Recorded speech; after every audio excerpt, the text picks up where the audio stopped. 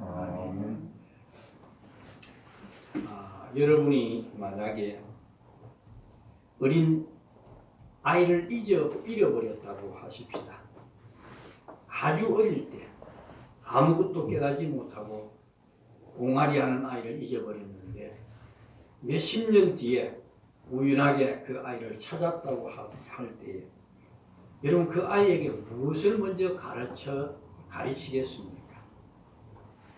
아마 내가 네 부모다라는 것을 먼저 가르쳐야 되겠지요.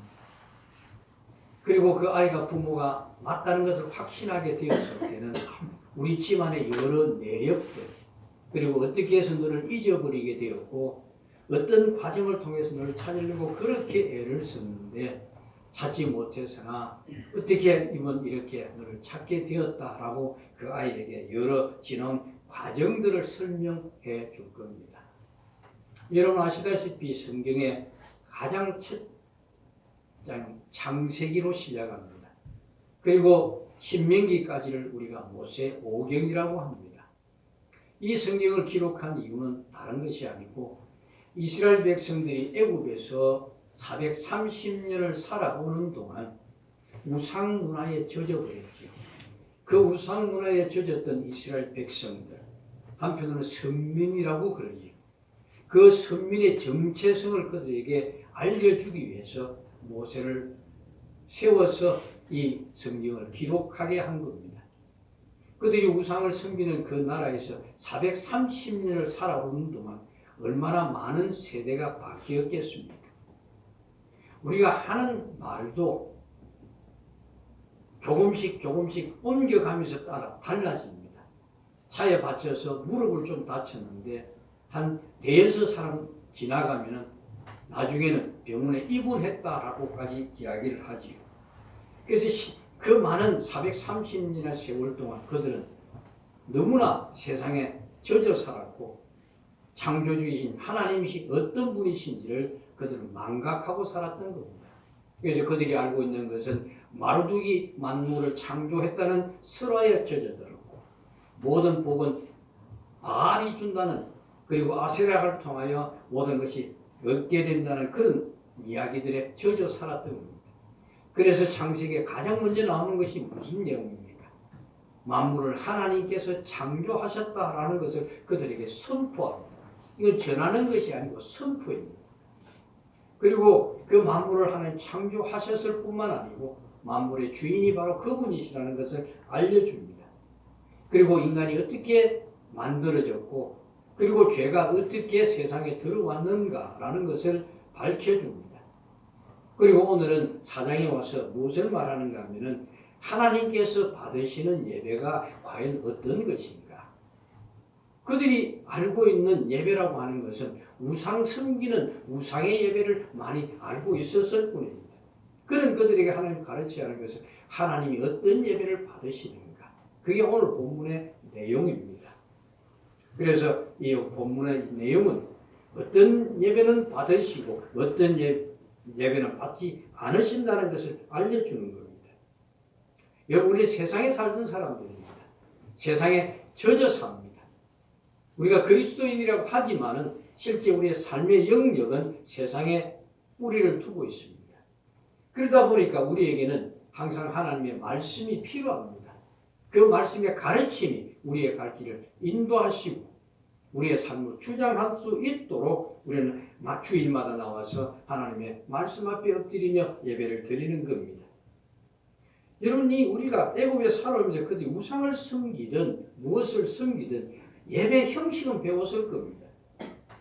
그래서 본문은 아담이 하나님의 존전에서 범죄하고 쫓겨난 이후에 아담과 하와 사이에서 두 아들이 태어나는데 그 두 아들을 통해서 참과 거짓된 것을 우리에게 말씀하고 있는 겁니다. 그런데 이 두 아들 중에 한 아들은 어떻게 합니까? 농사 짓는 자가 되었고 또 다른 한 명은 양을 치는 자가 되었다고 합니다. 그러면서 시간이 지나가자 두 아들은 각자의 믿음을 따라 하나님께 감사의 제사를 드리게 됩니다. 외형적으로 볼 때는 이 두 사람 모두에게 하나님을 섬기는 믿음과 감사의 마음이 있었던 것으로 보입니다. 그러나 두 아들이 예배를 드린 후에 나타난 결과는 전혀 다릅니다. 그것은 형이 예배를 드린 후에 동생을 죽여버렸다는 겁니다. 인류 최초의 살인 사건이 다른 일 때문에 일어난 것이 아니라 예배 드린 것 때문에 일어났다는 이야기입니다.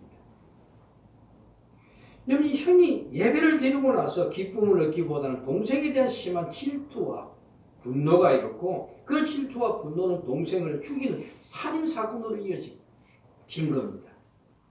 이 성경은 이 모든 결과가 무엇 때문에 일어났다고 합니까? 예배 드린 것 때문에 일어났다고 이야기합니다. 얼마나 놀랍습니까? 우리는 이것을 그냥 넘어갈 것이 아니고 예배를 바르게 드리는 것과 예배를 바르게 드리지 않을 때 나타나는 결과는 이렇게 엄청난 차이가 난다는 것을 여러분 기억하셔야 합니다. 참 무시무시하지 않습니까? 어떻게 이런 일이 있을 수가 있겠습니까? 오늘 이 사건은 우리에게 무엇을 생각하게 합니까? 여러분, 그토록 많은 교회가 있습니다. 누가 비행기에서 내릴 때 하늘에 비행기가 떠 있을 때 밤에 인천공항에 내리는데 모든 것이 보이는 것이 십자가밖에 보이지 않았다고 그럽니다. 그 교회가 그냥 있습니까? 아닙니다. 끊임없이 예배를 드립니다. 그런데도 불구하고 오늘 우리 현실이 어떻습니까? 복음에서 멀어지고 있는 이유가 도대체 뭘까요? 또 교회는 나름대로 신앙이 좋다는 많은 사람들이, 다른 말로 하면 잘 믿는다고 하는 사람들이 그렇게 많은데도 불구하고 왜 세상은 죄가 쌓여가며 사람들의 삶에 영향을 주지 못하는지, 이게 놀라운 답을 지금 우리에게 보여주고 있습니다. 어떤 것으로 하나님 앞에 드리느냐, 어떤 마음으로 살아가느냐, 그 결과에 따라서 전혀 다른 모습이 나오는 겁니다. 그러므로 사장에서부터 선악과를 먹은 이후에 생명에서 떠난 인간의 역사 속에서 하나님이 자기 백성을 어떻게 간섭하시는지 이 사장부터 서서히 드러나기 시작하는 겁니다. 이 모든 하나님의 인도하심을 우리 통틀어서 하나님의 구속 사역이라고 그렇게 부릅니다. 그러니까 가인과 아벨의 이야기를 통해서 처음으로 구속의 그림을 그려주고 있는 겁니다. 지금 아담과 하와가 가인과 아벨을 낳았을 때 얼마나 마음이 기뻤으면 뭐라고 말합니까? 내가 여호와로 말미암아 득남하여. 그리고 아담은 하와를 처음 낳은 아들의 이름을 뭐라고 이름 붙여줍니까? 가인이라 이름 붙여줍니다. 그럼 이 가인이라는 뜻은요, 하나님이 주셔서 얻은 아들이라는 그런 의미를 가지고 있습니다. 왜 그렇게 이름을 붙였을까요? 바로 가인을 하와의 후손으로 오해한 겁니다. 그래서 작은 아들을 낳았을 때는 가인과 다르게 아주 단순하게 아벨을 낳았다라고만 소개하고 있습니다. 그런데 사건은 예배 후에 형인 가인이 아벨을 죽였다는 겁니다. 여호와로 말미암아 득남하여 기뻐했던 그 아들이 그 이름과는 전혀 맞지 않는 아주 흉한 살인사건을 저질러버린 겁니다. 앞서 3장 15절에서 하나님은 여자의 후손이 뱀의 후손의 머리를 칠 것이라고 말씀하셨지요. 이 약속이 성취되기 위해서는 여자의 후손으로 태어날 것을 말합니다. 그런데 아담과 하와는 아들을 얻었을 때 그 아들이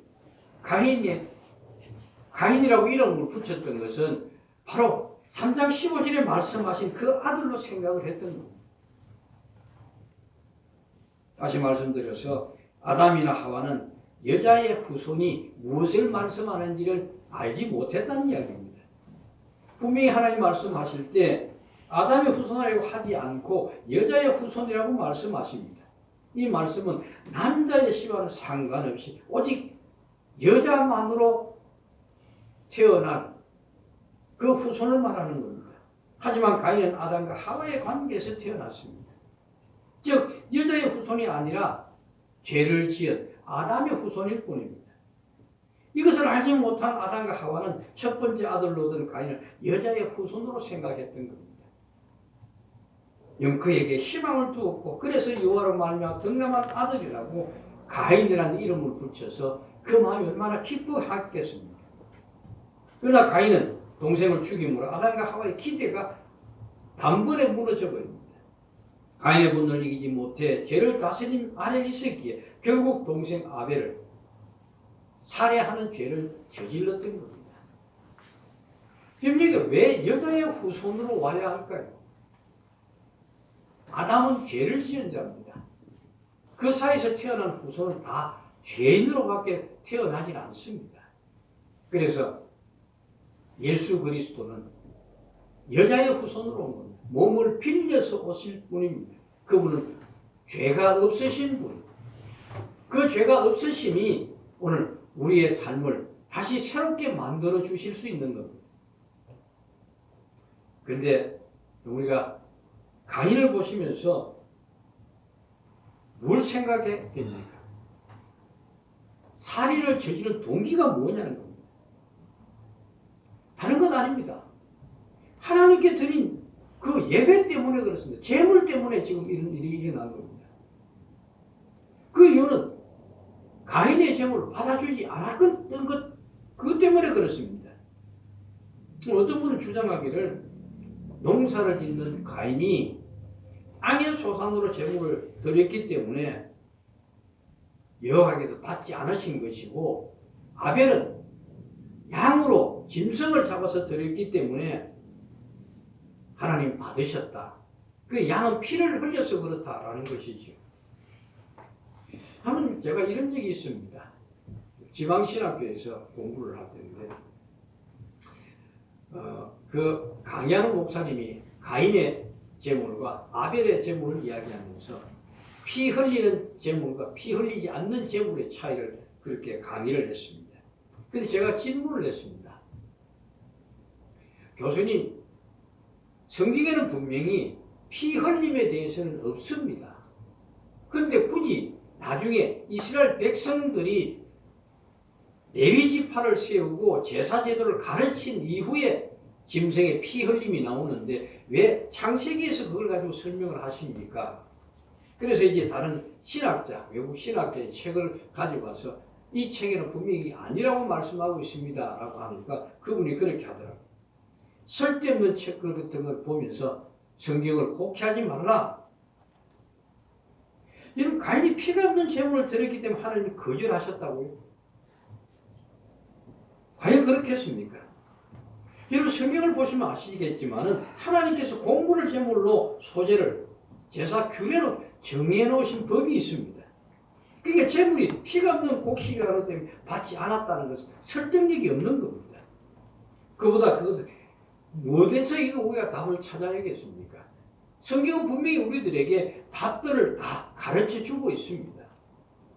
이에 대한 대답은 신약 성경 히브리서 11장에 가시면 나옵니다. 히브리서 11장은 우리가 뭐라고 이야기합니까? 믿음의 장이라고 그러죠. 그래서 그 사절에 보면 이런 말씀이 나옵니다.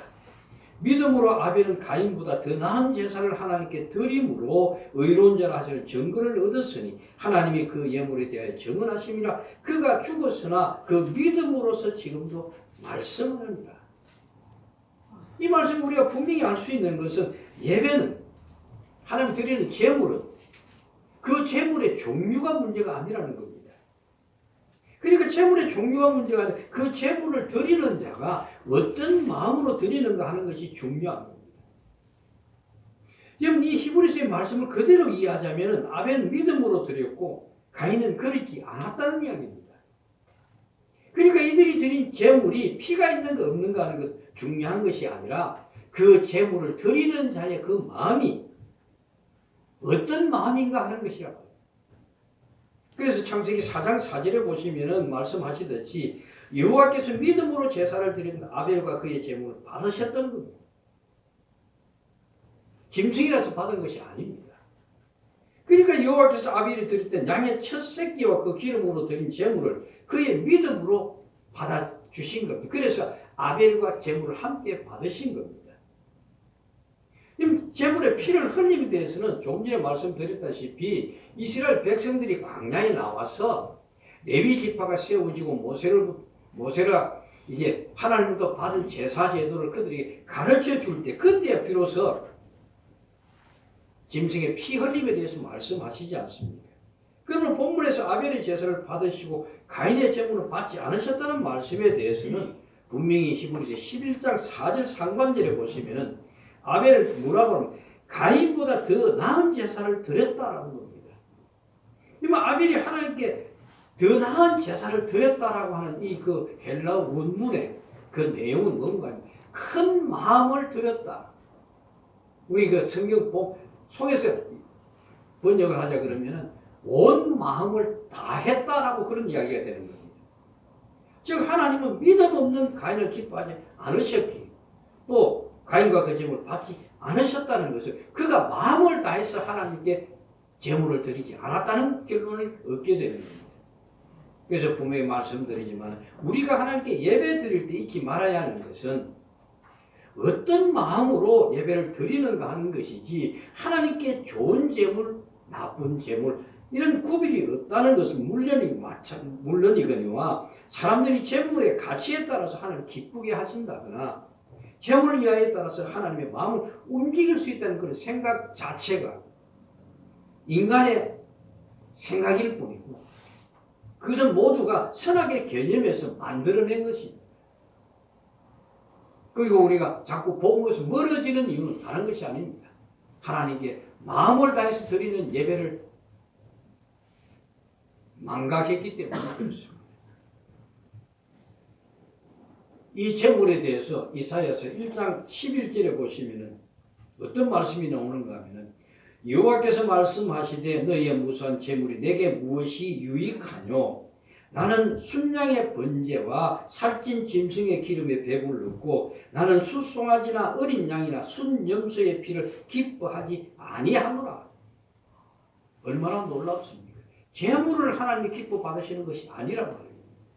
심지어 사무엘상 보시면 여러분 잘 아실 것 아닙니까? 사울 왕이 하나님의 말씀을 어겼죠. 그때 뭐라 그럽니까? 10장 22절에 보시면 여호와께서 번제와 다른 제사를 그의 목소리를 청종하는 것을 좋아하신 것 같이 좋아하시겠나요? 순종이 제사보다 낫고 듣는 것이 순양의 기름보다 낫다라고 이야기합니다. 이 모든 것이 무엇을 이야기합니까? 제물이 어떤 제물인가라는 것에 초점이 맞춰져 있습니까? 그 제물을 드리는 자의 마음이 어떤 것인가에 맞춰져 있습니까? 그리고 우리 식으로 현대적으로 이야기하면 신자가 헌금을 한다 해도 하나님이 그 돈을 사용하시는 것이 아니라는 것이 됩니다. 우리의 마음을 드려야 되는 겁니다. 우리가 알아야 하는 것은 하나님께서 여러분이 어떤 제물을 가지고 나오는가 하는 것에 관심이 없습니다. 하나님이 요구하시는 것은 도대체 뭘까요? 우리의 삶입니다. 말라기서 1장 10절에 보시면은 이런 말씀이 나옵니다. 만군의 여호와가 이르노라 너희가 내 제단 위에 헛되이 불사르지 못하게 하기 위하여 너희 중에 성전문을 닫을 자가 있었으면 좋겠도다. 내가 너희를 기뻐하지 아니하며 너희가 손으로 드리는 것을 받지 아니하리라. 여기서 뭘 이야기합니까? 그들이 제물이 주님의 마을에 합당하지 않았습니다. 왜요? 말라기서를 보시면 그들이 삶이 가난한 자를 핍박했고 고리대금업을 했고 힘 있는 자는 힘 없는 자를 짓밟았고 제사장은 돈 주는 자에게 모든 것을 끌려갑니다. 그런 삶을 살면서 너희가 재물을 가져오느냐? 가져오지 마라. 차라리 문을 닫는 것이 낫다. 그러니까 신자가 하나님께 가지고 나갈 것은 정의를 행하고 인자를 사랑하며 겸손하게 하나님과 함께하는 삶이 바탕이 되어야 합니다. 이건 우리가 분명히 아셔야 하는 게 예배를 드린다라고 할 때 그 예배를 드린다는 것은 우리의 삶을 드리는 겁니다. 그냥 주일 나와서 우리가 예배 자리에 앉아 있는 것이 그게 예배가 아닙니다. 그래서 우리가 잊지 말아야 할 것은 신자의 제물이 어떤 것인가 하는 것이 아니라 거룩한 구별된 자로서의 삶입니다. 이런 삶은 하나님을 알지 못하는 자로서는 실천할 수 없는 삶입니다. 사실 신약에 있는 그 어느 것도 내 것이 없습니다. 이런 말을 좀 섭섭하죠. 내가 열심히 일해서 내가 모아놓은 건데 왜 내 것이 아니란 말인가. 그래서 성경은 뭐라 그럽니까? 부자가 창고를 지어가지고 배불리 먹고 폼 잡게 살려고 그러니 그 저녁에 생명을 걷어가면 내가 어떻게 하겠느냐. 그러니까 결국 하나님이 허락하심입니다. 우리의 생명을 보존해 주심입니다. 그래서 우리는 하나님의 것을 하나님께로 가져가는 그것밖에 없는 겁니다. 그러므로 바치는 사람에게는 항상 어떤 마음이 있어야 합니까? 주께서 주신 것이니까 감사할 수밖에 없겠죠. 그리고 우리를 가지고 가면 주님이 주신 것만을 가지고 나오는 것이 아니라 하나님이 주신 것으로 인해서 남는 것이 있어요. 그 남는 것은 뭘까요? 그 남는 것이 우리의 삶입니다. 마태복음 25장 15절에서 28절에 보시면 그 내용이 달란트에 대한 비유가 나옵니다. 한 달란트 받은 종과 두 달란트, 5종 받은 달란트 받은 종의 이야기가 나옵니다. 그런데 한 달란트 받은 종은 아주 정직합니다. 어떻게 정직하냐? 주인은 계산이 정확한 줄 알기 때문에 그걸 땅에 묻어놨다가 고지고대로 그대로 가지고 가져갑니다. 반면에 2달란트 받은 종과 5달란트 받은 종은 장사해가지고 배나 남겼는데 주인은 그들을 칭찬합니다. 남긴 것에 대한 칭찬입니다. 2달란트 받은 종이야 5달란트 받은 종이야 그들이 손에 받은 것을 바라보지 않았습니다. 다만 자신이 받은 것으로 충성을 다한 것밖에 없습니다. 우리에게 열매를 맺으라는 것은 그 장사를 해서 배를 남기라는 것은 어떤 의미인가 하면 우리의 삶이 하나님의 구원받은 백성으로서 열매를 맺으라는 겁니다. 그것이 우리에게 남긴 겁니다. 여러분, 우리가 헌금만 하면 신자로서 영혼을 다는 것으로 여기십니까? 아닙니다. 그렇게 하면 하나님 복을 주실 것이라고 생각하십니까? 아닙니다. 이 점을 여러분 생각하면 가인과 아벨의 재물이 어떻게 달랐는가라는 것을 한번 생각해 보시기 바랍니다. 가인은 단지 땅의 소산으로 바쳤지만 아벨은 자기가 키운 양의 첫 새끼와 그 기름을 바쳤다고 합니다. 여기 중요한 것은 가인은 단지 땅의 소산을 제물로 드렸다는 그것 때문에 지금 안 받은 것이냐? 아닙니다. 그러나 아벨은 자신에게 있는 양의 첫 새끼를 바쳤다는 표현이 있습니다. 표현이 뭐가 다릅니까? 아마 이 그림을 다르게 한번 그려보시기 바랍니다. 가인이 농사지은 첫 이삭을 빼고 그 첫 이삭을 하나님께 바쳤다라고 하면 이야기가 달라지죠. 그래서 분명히 가인은 그냥 소산 중에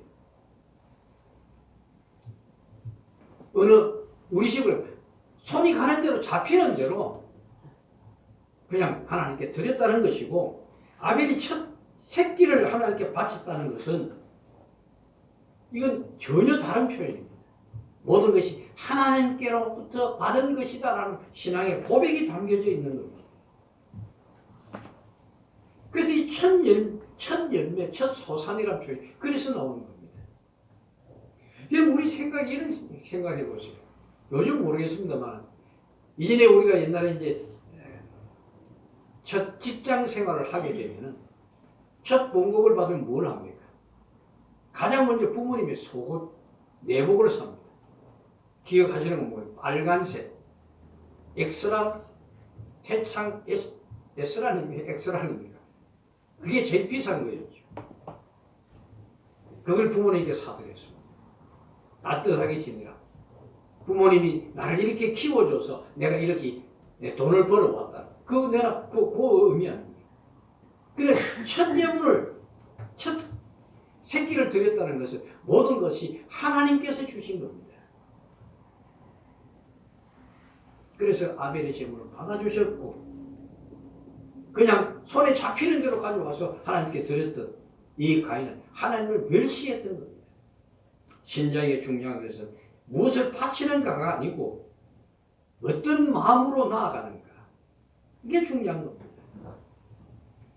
이것을 교회가 가르쳐야 합니다. 중요한 것은 교회 재정이 부족한 것 때문에 울분을 품는 것이 아니고 하나님이 받으시는 재물이 과연 무엇인가? 이걸 가르쳐야 하는 겁니다. 그런데 교회 관심은 그것이 관심이 아닙니다. 성장에 집중되어 있습니다. 그래서 나오는 말이 뭡니까? 많이 바치면 복을 받는다.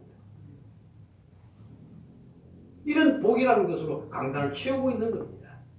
잊지 마십시오. 분명히 히브리서 11장 4절에 믿음으로 아벨은 가인보다 더 나은 제사를 하나님께 드림으로 의로운 자라 하시는 증거를 얻었다라고 이야기합니다. 하나님 그 예물에 대해서 증언하십니다. 그가 죽었으나 그 믿음으로 지금도 말하는구나. 이 말씀이 우리에게 무슨 말하고 있는지 깊이 한번 생각해 보시기 바랍니다. 아벨의 제물이 가인보다 더 나았던 것은 아벨은 온 마음을 다해서 하나님께 드렸기 때문입니다. 믿음이 있다는 것은 하나님의 은혜와 사랑을 안다는 뜻입니다. 즉 아벨은 하나님의 은혜와 사랑을 아는 자로서 제물을 하나님께 드린 겁니다. 이것이 앞에 말씀드린 것처럼 내 자신에게 주어진 모든 것의 출처를 어디다 두는 겁니까? 하나님께 두는 겁니다. 이것을 아는 자가 어떻게 감사를 고백하지 않을 수가 있겠습니까? 이런 모든 사실을 인정하는 자의 삶이 어떻게 세상에 매여 끌려갈 수 있습니까? 이건 꼭 같은 재물이라도 부자로 사는 사람이 있고 가난하게 사는 사람이 있습니다. 무슨 말인가 하면은 돈을 모으기 위해서 아둥바둥 살던 그 사람은 돈을 쓰려고 해도 아까워서 쓰지 못한다고 한다면 그 사람은 불쌍한 사람입니다. 그러나 그 돈을 가지고 넉넉하게 남을 도와주면서 사는 사람, 부유하게 사는 자. 이거는 물질에 전혀 다른 시각을 가지고 있습니다. 아까워서 못 사는 사람은 물질에 매여 있는 자죠. 그러나 그것을 베풀 수 있는 자는 물질에 매여 있는 자들이 아닙니다. 오늘 우리가 성경을 배우면서 우리가 세상을 바라보셔야 되는 이유는 복이라는 것을 세상의 것이 많은 것을 누리는 것이 복이 아니고 그 모든 것을 하나님이 주신 것으로 알고 그것으로 하나님을 영화롭게 하는 자, 그게 바로 복된 자입니다. 그게 자유를 누리는 자의 참된 모습인 겁니다. 재물이 특별한 것이 아닙니다. 그 재물이 담아야 하는 우리의 마음입니다. 그 마음을 잃어버리면 안 됩니다. 가인은 자신이 재물을 바치는 것으로 자신이 하나님께 해야 할 의무를 다하는 것으로 여겼습니다. 그래서 자신의 재물을 받지 않은 것으로 인해서 마음이 상했고 그 분으로 인해서 안색이 변했던 겁니다. 섭섭한 마음이 드는 것이죠. 왜 나도 드렸는데 동생 거는 받고 나는 왜 받지 않는지. 바로 이것이 하나님을 알지 못하는 가인의 악함입니다. 우리가 무엇을 바치든 하나님은 재물의 가치를 보시고 우리를 받아주시는 분이 아닙니다. 우리가 분명히 인정하고 알아야 하는 것은 아담과 하와가 선악과를 따먹은 모든 인간은 하나님이 받아주실 수 없는 더러운 존재들이 되었다는 사실입니다. 달리 말씀드리면은 하나님은 거룩하신 분입니다. 죄가 함께 할 수 없는 분입니다. 그래서 우리는 하나님께 나아갈 수 있는 길이 다 막혀버린 겁니다. 이런 우리에게 하나님은 놀라운 길을 열어주십니다. 그게 뭔지 아십니까? 우리의 원죄인 아담이 지은 죄를 사해 주시기 위해서 예수 그리스도께서 죄 없이 이 땅에 말씀이 옷을 입고 육신을 입고 오셔서 그 하나님의 욕을 온전히 다 완성하시고 그것으로 피 흘리시며 그 피 흘림이 우리의 죄를 사해 주신 겁니다. 그건 다른 게 사해 주신 게 아니고 우리가 지은 모든 죄를 그분이 하나님의 말씀을 지키고 의를 이룩하신 그 의를 우리 것으로 만들어 주신 겁니다. 그 조건이 하나 있습니다. 그 십자가가 이 나 때문에 주님이 지셨다는 거예요. 그로 인해서 내가 구원받았다는 거예요. 이 믿음만 있으면 됩니다. 이 믿음을 가지고 우리는 하나님 옆에 나아가야 되는 것이지 자기의 공로나 자기의 자랑거리를 가지고 나가면 안 됩니다. 오늘 현대교회는 성장에 초점이 맞추어져서 신자들의 신앙을 교회와 연결된 것으로 가르칩니다. 결국 아담의 후손 가운데 아벨의 후손을 계보로 내려온 것이 아니고 그 가인이 잘못 드린 그 예배를 통했을 때 살인이 일어난 것처럼 오늘 우리는 참된 예배를 놓치고 있습니다. 그로 인해서 오늘 교회는 자기 길을 가야 하는 것을 잊어버렸습니다. 여러분 기억하십시오. 우리가 나아가야 할 길은 신자로서의 삶입니다. 이 삶이 없는 예배는 예배가 아니라고.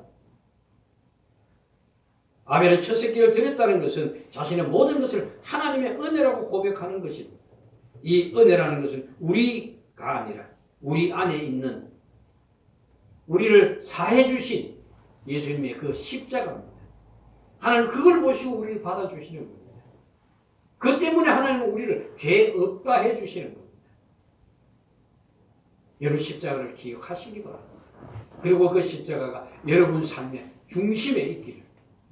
그래서 하나님이 요구하시는 그 거룩한 삶으로 나아가시는 여러분 되시기를 부탁드립니다. 기도하겠습니다.